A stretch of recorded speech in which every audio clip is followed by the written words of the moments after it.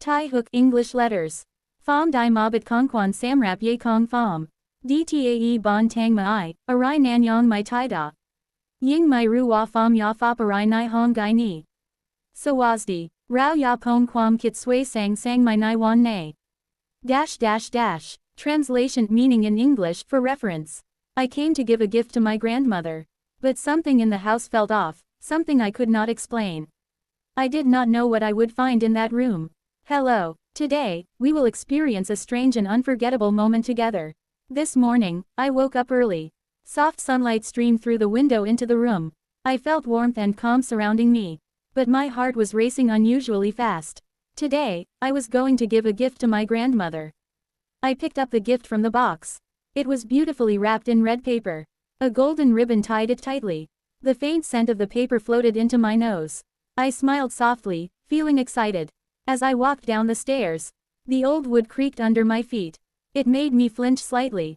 The air in the house was cool and damp, as if something was hiding in the shadows. I tried to move quietly, so I would not startle my grandmother. But when I entered the living room, everything was unusually silent. Grandmother was not sitting in her chair as usual. I looked around the room. The curtains fluttered slightly in the breeze, and the old photographs on the wall seemed to be staring at me. Goosebumps rose on my arms, and my heart beat faster.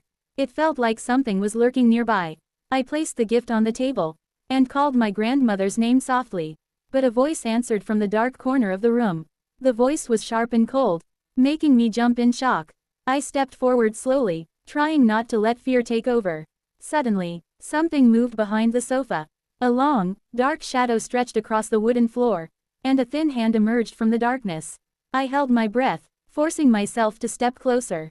I felt a cold sensation creeping down my neck, and the sound of my own heartbeat echoed through the room. I froze, unable to move for a moment, my eyes locked on the thin hand emerging from the shadows. The air in the room grew colder, almost biting, as if the warmth had been sucked out entirely.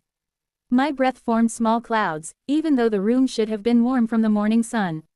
I wanted to call out, to scream for help, but my voice seemed swallowed by the thick silence.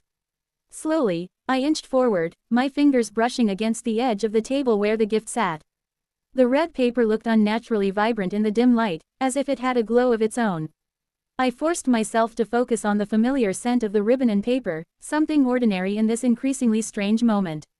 The hand moved again, this time pulling a shadowy figure into view.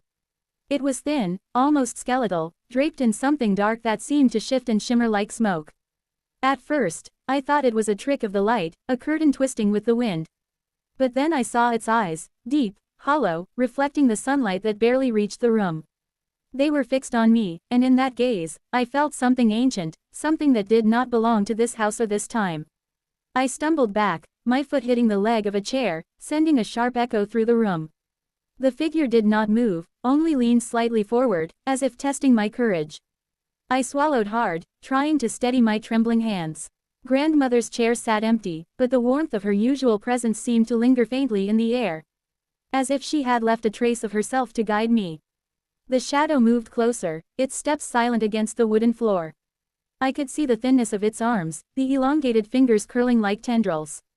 I tried to reason with myself. It could not be real. It had to be my imagination. But every instinct in my body screamed that I was in immediate danger. I glanced at the gift again, sitting so innocently on the table. My fingers itched to grab it, to hide it somewhere safe, but I could not move. The shadow stopped, just a few feet away, and then it tilted its head, as though it recognized something familiar in me. My heart thudded painfully, and then I heard it, a whisper, soft, almost human, yet impossibly hollow. "Do you bring it for me?"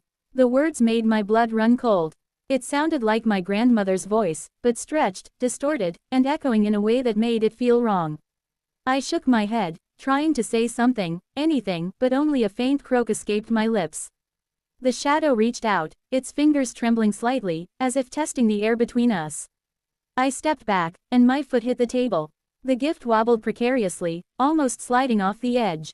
The shadow lunged, not fast, but deliberately, and the air between us felt heavy, almost solid, like wading through thick fog. Then, in a sudden motion, it reached for the gift. Its fingers grazed the ribbon, and a sharp, cold shock ran up my arm. I yelped and snatched it away instinctively. The shadow recoiled, letting out a sound like wind through dry branches. Its eyes burned into mine, hollow and accusing.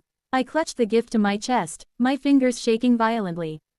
The room seemed to stretch and warp around me, the shadows lengthening unnaturally along the walls. I could hear my own heartbeat, loud and erratic, like a drum announcing a warning. The smell of the paper and ribbon was now overpowering, almost cloying, and I gagged slightly from the sudden intensity. I realized then that the gift was the key, though I did not yet understand how or why. The shadow recoiled a little, as if it feared the gift itself. Gathering all my courage, I took a deep breath and spoke aloud, my voice firmer than I expected. "This is for my grandmother. You will not take it." The shadow froze, tilting its head. For a moment, the room held its breath along with me.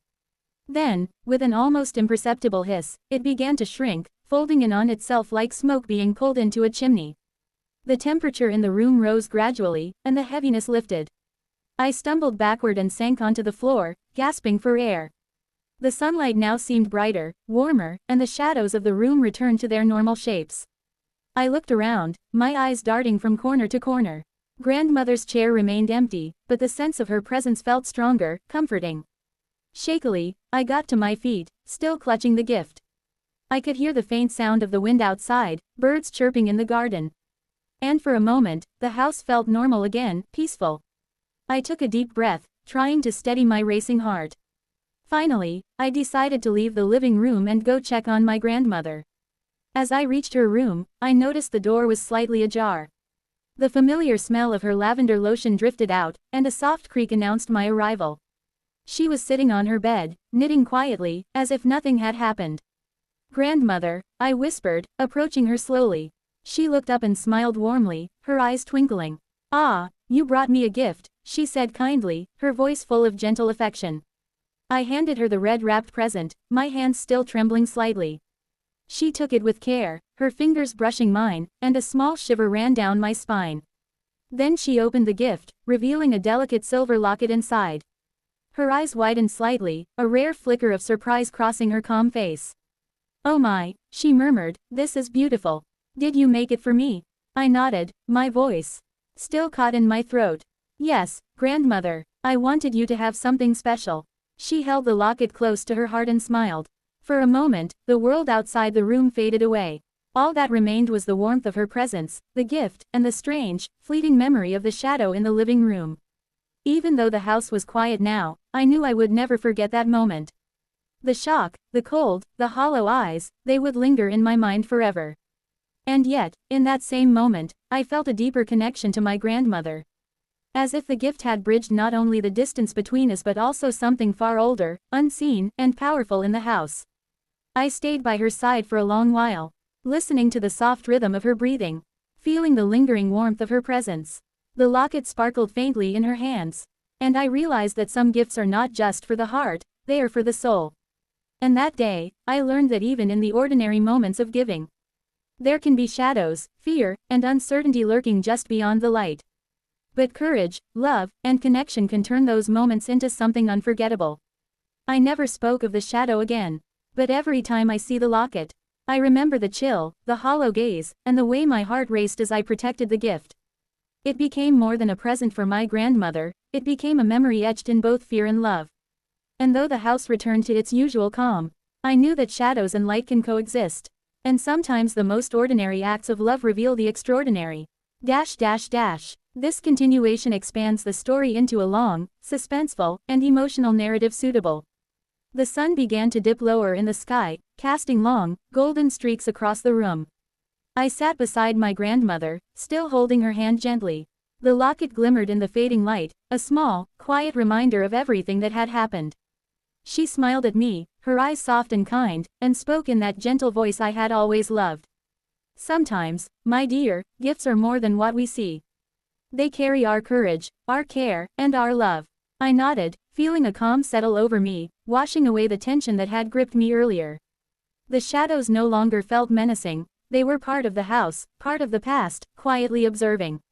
Even the memory of the hollow gaze that had startled me seemed distant now, softened by warmth and light. Grandmother hugged me, and I hugged her back, sensing a bond stronger than ever before. The locket rested against her chest, and I realized it symbolized more than just a gift. It represented protection, trust, and the small acts of love that make life meaningful. I stayed with her until the evening grew quiet, the room filled only with soft, contented breathing. Outside, birds sang their final songs of the day, and the wind whispered gently through the trees. The house was peaceful, yet it held a subtle memory of the morning, a reminder that even in fear, love endures. As I finally rose to leave, my grandmother waved, her smile warm and steady. I walked down the hall, glancing back one last time at her serene figure. The gift had been received, the moment shared, and the connection between us stronger than ever. Stepping outside, the cool evening air touched my face, refreshing and real. I breathed deeply, feeling gratitude for this day, this gift, and the quiet magic that sometimes visits in unexpected ways. And in that moment, I understood fully. Love is the gift that protects, the courage that guides, and the light that turns shadows into memories worth keeping. The house stood quietly behind me, the locket safe with my grandmother. And my heart, though still racing with the memory of fear, felt at peace. The extraordinary had touched the ordinary, and the ordinary, with love and courage, had become unforgettable.